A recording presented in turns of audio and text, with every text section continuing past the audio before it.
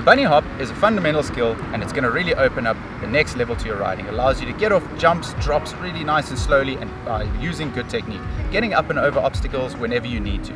You have two different styles of bunny hopping. So the first one that a lot of people do is they use their cleats. All they do is they're using momentum and they're using speed. They'll compress down and they lift the bike up at the same time.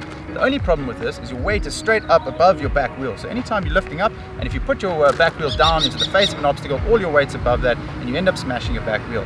Also, to get over obstacles, you need to use a lot of speed. So I encourage you rather use the correct technique and learn how to bunny hop correctly to get up and over stuff a little bit slower, and you can get a little bit more height over obstacles. This technique also limits how high you can bunny hop. You're limited by how high you can pull the bike up before the saddle hits yourself underneath you. So what you want to do is first you want to lift your front wheel, then worry about your back wheel. The first thing we're going to do, again, is compress down, pull back, using my weight to get my front wheel up. Once my front wheel's at its peak, then you worry about doing the rest of the technique. Don't worry about trying to get your back wheel up until your front wheel's at its maximum point.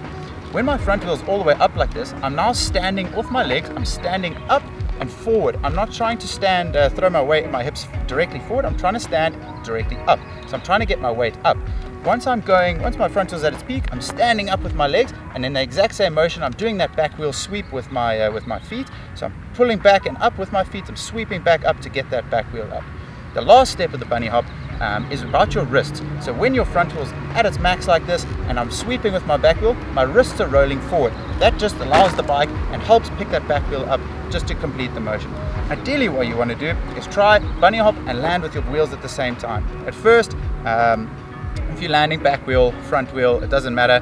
When you start progressing a little bit more, try pick your back wheel into your front wheel, back wheel, and landing at the same time. Try not to land front first, back first, or bunny hop, back first, front first.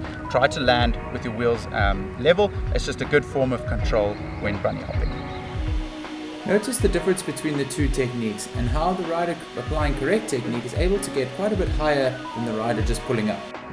Your timing in the bunny hop is what it all comes down to. Making sure that you're not dropping your front or your back wheel down into an obstacle. You want to make sure that you're getting up and over. So with your first style, if you're only using your compression and picking your bike up with your cleats in your hands, what happens is as you pick up, it becomes very risky because you run the risk of hitting your back wheel down straight into that obstacle. And again, your weight is straight above that back wheel, which makes it feel a little bit worse.